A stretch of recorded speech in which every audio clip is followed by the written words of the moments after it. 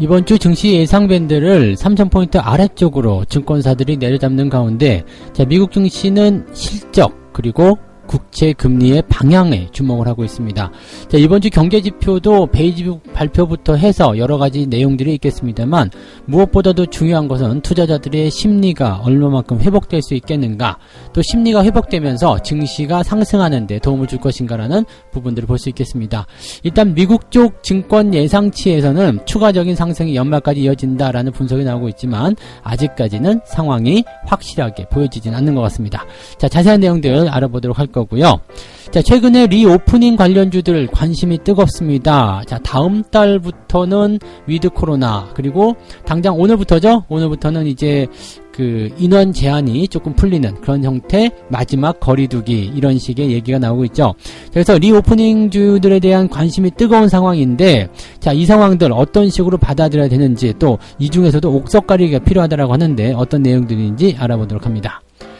자, 대선 기간이 이제 점점 가까워짐에 따라서, 또 후보들이 결정됨에 따라서 지금 가장 뜨거운 감자라고 볼 수 있는 공매도 폐지에 대한 이야기들이 계속 나오고 있습니다.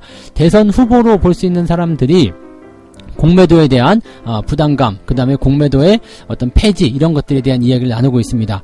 지금 뭐 깔려있는 의도들은 이제 개인 투자자들의 어떤 심리를 조금 좀 어루만져주고, 그 다음에 뭔가 이제 좋은 긍정적인 평가를 이끌어내기 위함이 아닐까 생각되긴 하는데요. 자, 공매도 폐지 가능할 것인지 알아보도록 하겠습니다.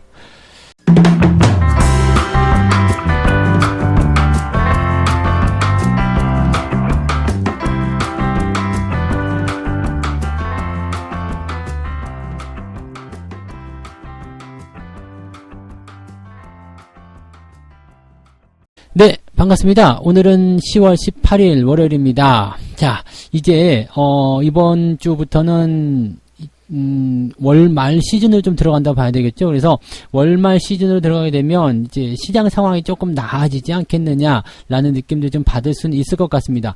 근데 지금 현재 시점에서 우리가 생각해 볼 만한 부분들은요, 지수가 더 상승할 것인가에 대한 부분보다도 이제 더 이상 밀리지 않을 것인가에 대한 부분이 더 중요할 것 같아요. 주가가 일단 바닥을 잡았다는 거, 그것이 가장 중요한 포지션이 될 것 같고, 바닥을 잡기만 한다라면 주가가 상승하는 것은 시간적 여유를 가지면 충분히 회복될 수 있는 부분이 잖아요. 그래서 일단은 바닥을 잡을 것인가에 주목을 좀 하시는 것이 좋지 않을까라고 생각이 듭니다. 자, 이번 주 미국 증시 상황 먼저 살펴보고 국내 증시 이야기도 같이 해보도록 하겠습니다. 자, 이번 주에는 이제 기업들의 3분기 실적, 이 부분들이 나오게 됩니다. 이제 지난주 같은 경우는 기업들 실적이 좋게 나왔어요. 그래서 시장 예상치를 웃돌게 나오면서 이제 뭐 나쁜 대로 나쁘지 않은데 경기가 좋은 거 아니야? 경기가 좋으니까 기업들 실적이 좋은 거 아니야? 뭐 이런 식으로 얘기가 나왔었겠죠. 지금 3분기 델타 변이에 대한 부분이 굉장히 크게 휩쓸었던 내용들이었는데, 이 델타 변이에 대한 우려감 때문에 시장의 눈높이가 많이 낮아졌어요. 그런 가운데 은행들은 기업 실적을 예상치보다 크게 상승시켰습니다. 아무래도 이제 금리 인상에 대한 그런 부분도 포함이 됐었을 테고요. 뭐 어렵다 보니까 이제 뭐 대출이라든지 뭐 아니면 뭐 투자를 통해서 수익을 얻었었던 부분도 좀 있었을 거라 생각합니다. 어쨌든 금융주들의 어떤 이런 실적 증가나 그 다음에 주가 상승률 같은 경우들은 전체적으로 뭐 경기가 계속 좋아지고 있다라는 부분들을 이제 의미하는 내용일 수도 있겠습니다. 또 물론 이제 뭐 테이퍼링이나 금리 인상 등이 포함될 수도 있겠습니다만, 아무튼 은행주들의 기업 실적 증가는 좋은 현상이다라고 볼 수는 있겠죠. 자, 그 외 뿐만 아니라 뭐 다른 기업들, 이제 실적을 발표한 다른 기업들의 어떤 평균치도요, 일단은 뭐 15.6% 가량 예상치를 웃돌고 있다라고 되어 있습니다. 이제 최근에 이제 4개월간의 평균치를 보게 되면 18.4% 정도가 예상치를 웃돌았다, 즉 어닝 서프라이즈가 크게 나타났다, 이렇게 볼 수 있었는데, 지금은 그것보다는 조금 낮은 수치라고 보시면 될 것 같습니다. 그래도 여전히 예상치를 웃도는 어닝 서프라이즈 기업들이 나오고 있다는 거 중요하게 보실 필요가 있을 것 같고요. 지금 보면 이제 지난해 같은 해 기간보다는 약 32% 정도 증가할 것이다 라고 얘기가 되고 있고, 그 중에서도 에너지 관련한 부분들이 무려 1517%나 증가할 것이다, 이렇게 예상이 되고 있다라고 합니다. 그래서 뭐 종목 간에 어떤 업종 간에 좀 차별화되는 그런 부분들이 좀 나오지 않겠는가라고 보여지는 부분인 것 같아요. 즉 지금 같은 경우는 이제 뭐 석유 가격도 올라가고 뭐 에너지 관련한 섹터에서도 움직임이 나타나고 하다 보니까 이쪽 부분으로 많이 더 쏠리고 있다라고 보실 수가 있는 내용이 아닐까 생각됩니다. 이렇게 기업들의 실적이 증가하게 되면 일단은 뭐 인플레이션에 대한 우려감이라든지 그런 것들이 조금 줄어들게 되거든요. 그리고 인플레이션이 좀 있다라고 하더라도 스태그플레이션으로 가지 않는다. 즉 스태그플레이션 같은 경우는 물가가 오르는데 경기 침체가 나오는 것을 얘기하는데 기업들 실적이 좋다는 것은 경기 침체로는 가지 않는다. 이렇게 볼 수 있는 내용이거든요. 그래서 시장이 걱정하고 있었던 부분에서의 어떤 그런 걱정거리를 한 움큼 정도 좀 덜어주는 그런 역할을 하고 있다 보시면 되겠죠. 그래서 이번 주에도 여전히 어닝 시즌이기 때문에 실적 발표에 주목을 해야 된다는 이야기가 나오고 있는 거고요. 자, 그 다음에 볼만한 부분들은, 이제 이런 실적 발표 이후에도, 이런 실적에 대한 향후 전망치, 이런 것들은 과연 좋을 것이냐, 거기에 대한 내용이 좀 있을 수도 있을 것 같아요. 그래서, 뭐, 공급망 차질부터 해서 인건비가 상승하는 내용, 원자재 가격 상승 등등등, 이런 것들에 대한 부담감이 다음 분기 실적에 나쁜 영향을 주게 된다면, 우리는 또 전망치에 대해서 굉장히 민감한 그런, 상황들을 좀 많이 보이잖아요. 그러니까, 지금 실적은 좋은데, 주가가 떨어졌어. 왜 그러냐? 다음 달부터는 안 된대. 이런 상황이 만들어지게 되면은 아무래도 부담을 좀 느낄 수는 있겠죠. 그래서 그런 내용들. 그 다음에 11월 달, 바로 다음 달인데요. 연준에서 이제 테이퍼링을 진행할 것이냐. 아니면 12월에 할 것이냐. 지금으로서는 11월 달에 할 가능성이 굉장히 높아요. 그래서 뭐 11월 달에 이제 테이퍼링 시작해버리게 된다라면 유동성이 줄어드는 효과를 일단 보여줄 수밖에 없기 때문에 아마도 이제 시장 변동성이 커질 수도 있다. 뭐 투자자들이 약간 주춤거릴 수 있다라는 그런 부분에 좀 보시면 되겠습니다. 대체적으로는 이제 증시가 연말까지 계속 올라갈 것이다라는 전망을 많이 하고는 있습니다만 현재로서는 뭐 이런 실적에 기대고 있는 부분이 굉장히 큰 상황이고요. 그 다음에 인플레이션 그리고 그것을 잡기 위한 이런 테이퍼링 등등에 대한 내용들이 시장에 어떻게 적용이 될 것인지 거기에 주목을 좀 하고 있는 것 같습니다. 국채금리 움직임도 굉장히 중요한데요. 국채금리는 지금 1.5%대 초반에서 움직이고 있습니다. 국채금리가 만약에 1.5% 아래로 떨어지게 된다면 시장에게는 좋은 소식이 될 거예요. 왜냐면 뭐 기술주 성장주 쪽 반등이 나타날 수 있기 때문에 시총 상위권 종목이 올라가게 된다면 지수는 상당히 좋은 흐름을 보일 수가 있겠죠. 다만 이제 국채금리가 막 올라간다거나 1.6%대 이상 상승한다거나 그렇게 되면 또 부담감을 좀 챙겨볼 수도 있지 않을까 생각합니다. 그래서 국채금리가 어떻게 움직일 것인지 기업들 실적은 어떻게 나올 것인지 이 두 가지가 이번 주에 가장 큰 핵심 재료라고 보시면 되겠고 경제지표를 보게 되면은 여러 가지 부분에서 또 우리가 고려를 해야 되는 사항들이 좀 있긴 있습니다. 일단은 월요일 같은 경우는 이제 산업생산이 있어요. 산업생산. 요게 이제 그 0.4에서 0.3으로 좀 줄어들 것이다. 생산이 좀 줄어들게 되면 이것도 약간은 부담이죠. 경기 안 좋은 거 아니야? 라는 느낌을 좀 받아볼 수 있는 부분입니다. 당장 월요일 날 나올 수 있는 부분에서 우리 증시에는 화요일 날 효과를 좀 받을 수 있을 텐데, 자, 월요일 날 미국의 오늘 산업생산이 발표가 됐는데 증시가 어떻게 받아들이냐, 또 이 산업생산이 실제 예상치처럼 이렇게 나올 것이냐 아니면 좋게 나올 것이냐 여기에 따라서 화요일 주가 상황들 또 월요일날 미국 증시 상황들이 조금 바뀔 수 있다 보시면 되겠죠. 자, 그 다음에 화요일 같은 경우는 이제 뭐 건축 허가 건수라든지 이런 것들 나오는데 대체 좀 줄었어요. 대체적으로 좀 줄어들 것이다라는 전망이 나오고 있어서 여기까지도 약간 경제지표는 좋지 않은 것 같다라고 보여지는 부분입니다. 자, 그 다음에 특별한 거 없이 넘어가다가 목요일날 이제 베이스북이 발표가 되면 베이지북이 발표가 되는데 이 베이지북은 이제 경기 동향 보고서라고 보시면 됩니다. 겉표지가 베이지색이라서 그냥 베이지북이에요. 그러니까 뭐 특별한 의미가 있는 건 아니고요. 그래서 경제 동향에 대한 내용들을 어떻게 바라보고 있느냐 여기에 따른 또 전망치가 나올 것 같고 실업 청구 건수 같은 경우는 살짝 증가하는 모습인데 여전히 30만 건 아래쪽으로 나올 것이다라는 전망이 나오고 있어서 나쁘지는 않아 보입니다. 다만 이제 경제지표들이 지금 약간 안 좋아요. 기존 주택 판매 같은 경우는 조금 증가하는 모습이 좀 있습니다만 필라델피아 연준 제조업 지수는 30에서 24포인트로 떨어집니다. 그러니까 예상치가 나쁘게 나왔다 해서 다 나쁜 건 아니겠습니다만 일단 예상치가 안 좋게 나오게 되면 시장이 부담감을 좀 느낄 수밖에 없다라고 볼 수가 있겠죠. 또 금요일날 나오는 이 플래시 제조업 PMI 지표, 서비스 PMI 지표 이 두 가지가 또 중요한 포인트인데 요거는 뭐 다행히 큰 변동은 없었던 것 같고요. 이 서비스와 PMI 지표, 이 구매관리자 지표 같은 경우는 오히려 조금 늘어났다라고 되어 있습니다. 그래서 지금 내용을 좀 살펴보게 되면 주 후반으로 가면서 조금 더 괜찮아지는 느낌 이렇게 받을 수가 있을 것 같은데 지금은 상승 분위기를 타고서 끌고 올라가는 그런 형태의 느낌들이 현재 이번 주에 있었던 발생될 이런 경제 지표들 상황에 맞춰서 그렇게 뭐 강력한 상승이나 또 그렇다고 뭐 폭락할 만한 어떤 포지션이나 이런 것들은 나오지 않을 것 같아요. 그러면 지수가 약간은 횡보한다거나 아니면 단기 상승에 대한 부분들을 조금 줄여준다거나 이런 식으로 나올 수가 있겠죠. 국내 증시 같은 경우도 증권사 쪽에서는 지금 보면 예상치를 3,000포인트 아래쪽으로 다 밴드를 잡아놓고 있어요. 즉 지금은 단기적으로 올라온 상태이기 때문에 좀 조정이 나올 수도 있다라는 의미를 좀 가져가고 있거든요. 근데 미국 쪽에서 나타나는 분위기도 현재 이 경제지표라든지 이런 내용들이 그렇게 우호적이지는 않습니다. 계속 더 올라가면 좋겠지만 옆으로 조금 쉬거나 살짝 들어왔다가 움직이게 될 가능성도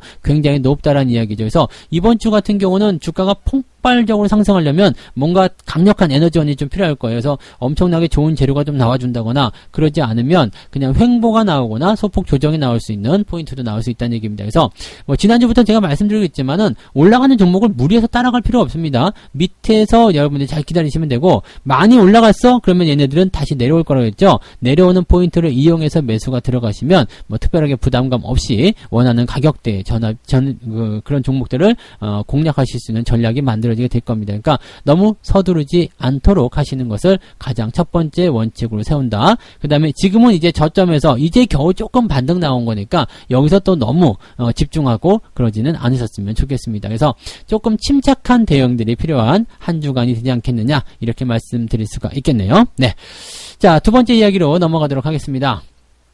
리오프닝 관련주들 이제 본격적으로 이제 그 위드 코로나라든지 이런 부분들이 다가오기 시작합니다.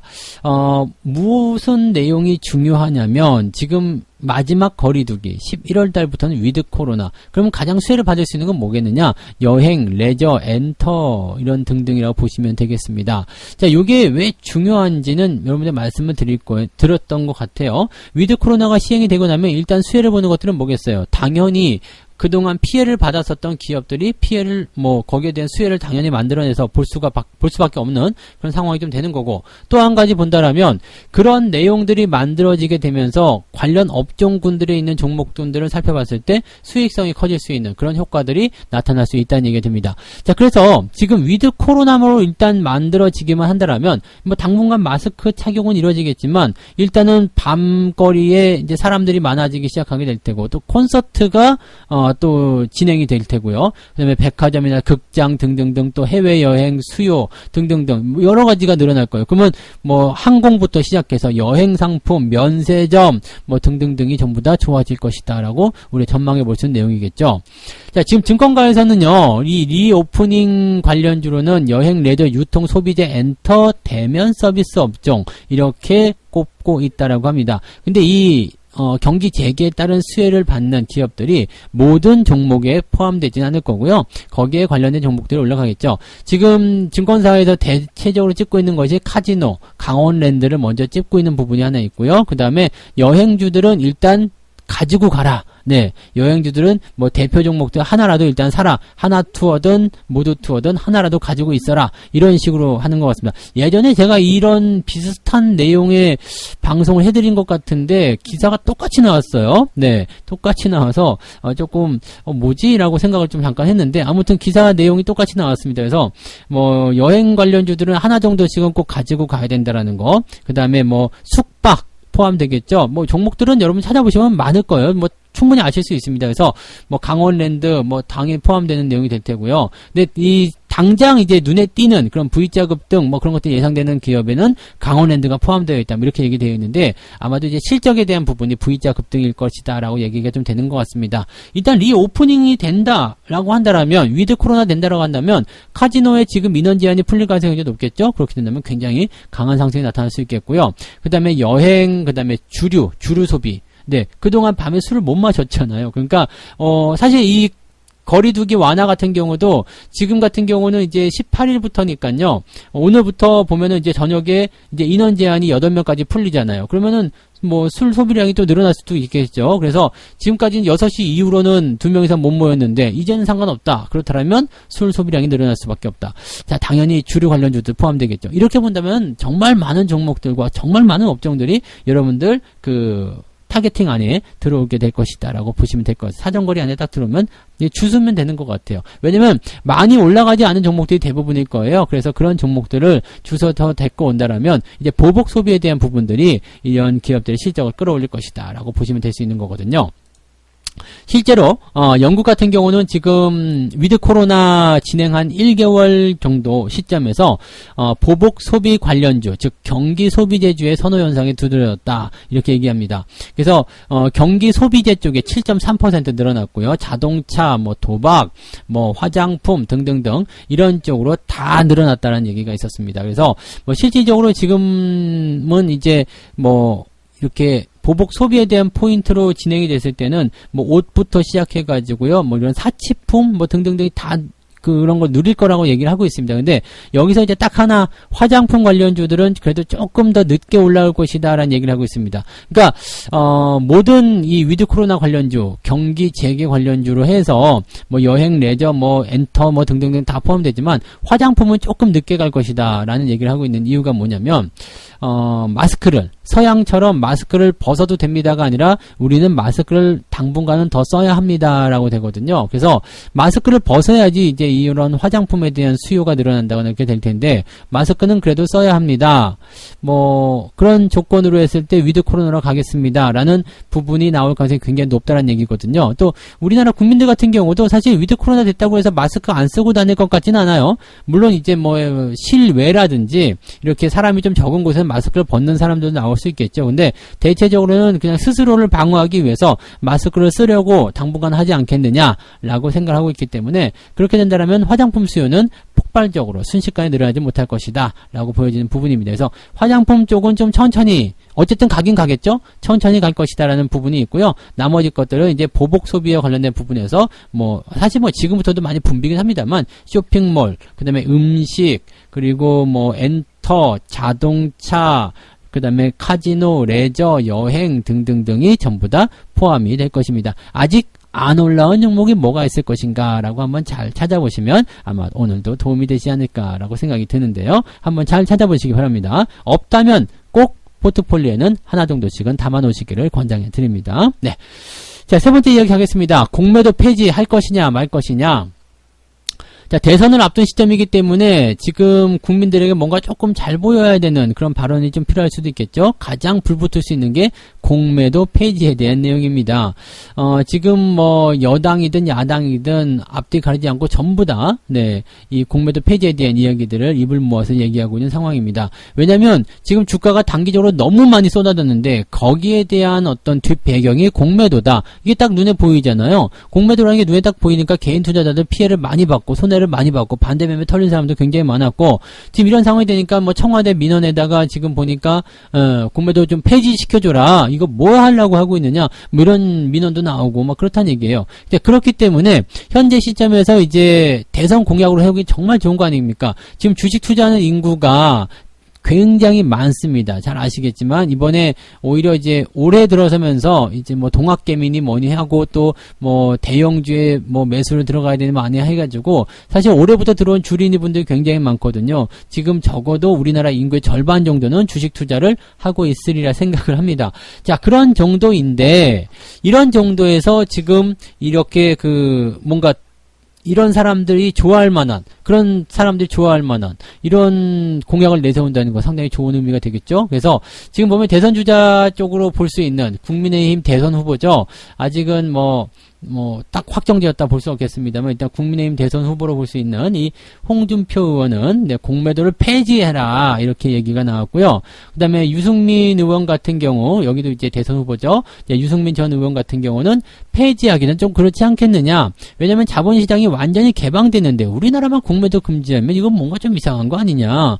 그래서 오히려 공매도에 의한 어떤 그런 불합리한 시장 상황이 발생하게 된다면 이제 차단 장치를 좀 마련하는 게 낫지 않겠냐. 제도적으로 개선하자. 이런 식으로 얘기가 나오고 있는 부분이 있습니다. 그래서 요거는 이제 그 야당 쪽 입장이긴 한데 폐지를 할 것이냐. 뭐 이거는 홍준표 의원의 그 후보의 그런 성향 다 와요. 야, 폐지해! 막 이렇게 나올 것 같고요.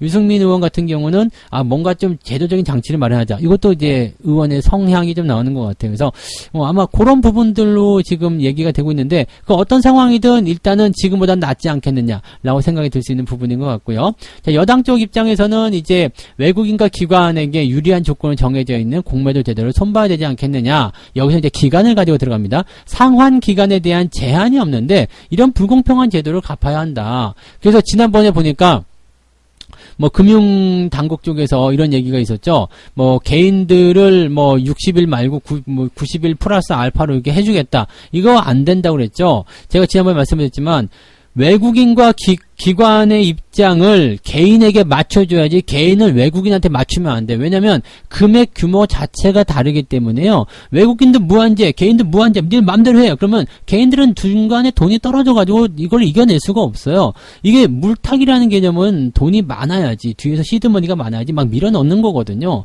그러니까 기간이 똑같이 길어. 그러면 돈이 많은 사람이 무조건 이기게 되어 있거든요. 그러면 개인들의 차입기간을 늘리겠다. 이러면 안 되지. 그죠? 그래서 지금 외국인의 그런 어떤 무기한적인 그런 차입 기간들을 개인에게 맞춰서 얘네도 60일 내에 갚게 해라. 이렇게 되면 된다는 얘기예요. 네. 지금 이런 내용들을 이야기하고 있는 부분입니다. 그러니까 홍준표 의원을 제외하고 뭐 유승민 의원이나 또는 이제 김한정 이 민주당 의원 같은 경우는 기간적인 부분을 조금 조절하는 것이 좋지 않겠느냐라는 이야기들을 지금 하고 있는 거죠. 그런데 문제는 금융당국입니다. 금융당국에서는 공매도 폐지, 어렵습니다. 라고 얘기가 나와 있고요. 공매도 전면 재개는 언젠가는 가야 할 것이다. 그러니까 지금은 코스피 200하고 코스닥 150에 대한 공매도가 진행되고 있는데, 결국에는 전면 재개를 해야 될 것이다. 라고 얘기를 하고 있습니다. 사실, 뭐 이제 공매도의 어떤 순기능 이런 건 잘 모르겠어요. 뭐 이렇게 특별히 그런 것 같지도 않고요. 뭐 거품을 제거해주네 뭐 그렇게 하는데 뭐 특별하게 이렇게 와닿는 그런 부분들은 아닌 것 같고요. 단지 이제 외국인들을 끌어들이기 위한 그런 어떤 공매도 수준이 아니겠는가, 수법이 아니겠는가 생각합니다. 그래서 이거 그냥 외국인들의 자본을 국내에 끌어들이기 위한 어떤 제도가 아니겠는가 생각되는데, 사실 공매도 이 재개가 된 시점이 조금 애매했죠. 왜냐면 대형주들이 많이 올라온 시점에서 공매도가 재개가 되니까 공매도 치는 환경이 너무나 좋잖아요. 올라온 것도 없이 그냥 바로 죽여버리잖아요. 근데 공매도를 치기 위해서는 주가가 올라가 있는 게 필수예요. 그렇다면 만약에 전면 재개를 하더라도 증시가 바닥에 있을 때, 증시가 올라오지 않았을 때 전면 재개를 하게 되면 뭐 물론 증시를 올려놔야지만 공매도를 때릴 수 있기 때문에 그렇게 끌고 올라갈 수도 있겠죠.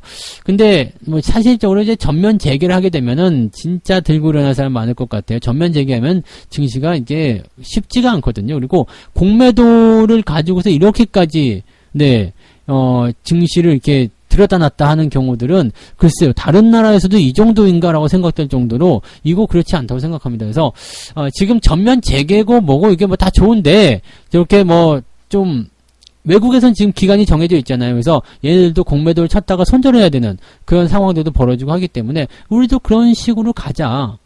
이런 부분들이 어떻게 보면 현실적으로 가장 먹히는 게 아닌가 생각됩니다. 그래서 뭐 어떤 제도적인 부분들을 좀 손봐야지 이렇게 공매도를 폐지하면 당연히 좋겠지만 그렇게 되면 외국계 자본들이 들어오지 않을 수도 있겠죠. 공매도도 못 치는데 뭐하러 들어오냐? 이렇게 될 수도 있단 말이에요. 그래서 그렇게 되면은 아무래도 이제 탄력적인 부분에서 유동성이 좀 힘들어질 수도 있겠죠. 그러니까 지금 현재 시점에서는 이제 약간의 뭐 제 생각은 일단 그렇습니다. 그냥 제도적인 부분에서 폐지 쪽으로 가는 것보다 제도적인 부분들을 조금 개선시켜가지고 뭐 정말로 이제 이런 쇼스 퀴즈라든지 이런 것들도 한번 만들어보고 그런 것들이 좀 나왔으면 좋겠어요. 그래서 공매도 폐지가 어렵다면 그런 쪽으로 제도를 좀 개선하는 쪽으로 가면 좋지 않을까라고 생각을 해봅니다. 어쨌건 대선 후보자들이 이런 이야기를 해내기 시작했기 때문에 뭔가 결과물은 좀 나오지 않겠느냐. 그리고 전면 확대 같은 게 당장 일어나지는 못할 것이다. 어떻게 되면 공매도에 대한 그런 어떤 규모 축소라든지 이런 것들이 또 일어날 수도 있지 않을까라고 생각은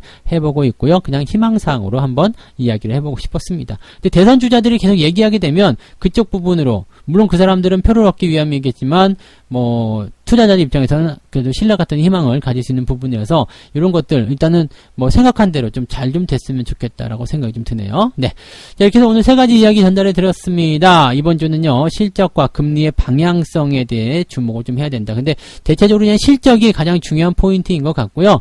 그 다음에 경제지표 상황에서는 이렇다 할 만한 포인트가 없었기 때문에 어떻게 보면 이번 주는 경제지표를 가지고 시장을 이야기한다 그러면은 보합 수준으로 들락날락하는 모습이 나올 수도 있다라고 생각하시면 되겠습니다. 자, 리오프닝 관련주들이 어디까지 갈 것인가, 뭐 스포츠, 레저, 뭐 등등등 해가지고 여행, 뭐 항공, 숙박, 뭐 등등등 엄청나게 많지만 또 술도 있었죠. 굉장히 많았지만 한 가지 주목해야 되는 것은 이제 화장품 관련주들은 조금 다른 종목들보다 좀 천천히 움직일 가능성이 높다. 왜냐하면 당분간은 그래도 위드 코로나가 시작된다 하더라도 마스크를 당분간 쓰고 다닐 것이다 라고 생각을 하기 때문이다 라고 보여지는 부분이겠죠. 네, 그래서 그 내용들로 참고하시면 되겠고요. 경기 재개 관련한 이런 리오프닝 관련주들은 그래도 한두 개 정도는 꼭 가지고 있어야 되겠다 라고 말씀을 드릴 수가 있겠습니다.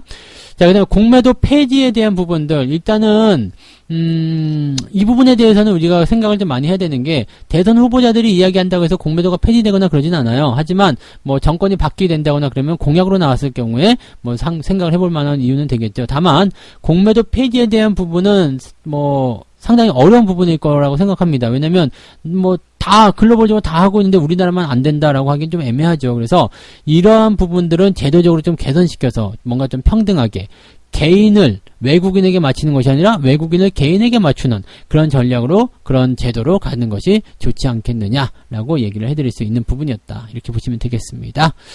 자, 그러면 책 한 곡째 읽고 마무리하도록 하겠습니다. 주식 투자에 익숙해지려면 최소 2년에서 3년 정도가 필요하다. 이때까지는 자기 돈으로 매매를 해야 할 것이다. 강세장 초기가 아니라면 신용거래는 하지 마라. 마진콜을 당하면 돈을 넣기보다는 매도하는 것이 우선일 것이다. 즉 반대 매매 당하지 말고 그 전에 팔아먹어라, 이런 얘기가 되는 거고요. 주식 투자에 익숙해지는, 뭐 물론 2, 3년 가지고도 안 될 수도 있습니다만 그래도 2, 3년 정도는 하고 나서 뭐 신용을 쓰든가 아니면 작전을 세우라는 이야기죠. 자기 돈으로만 매매를 하는 것이 중요하다라고 얘기를 해드리고 있네요. 네.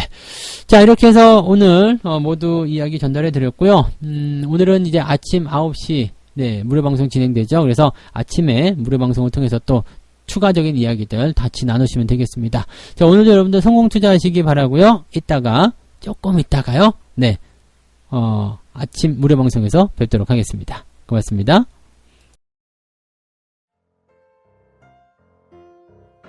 본 방송에서 제공되는 모든 정보는 투자 판단의 참고 자료이며 투자의 최종 책임은 본 방송을 이용하는 본인에게 있습니다.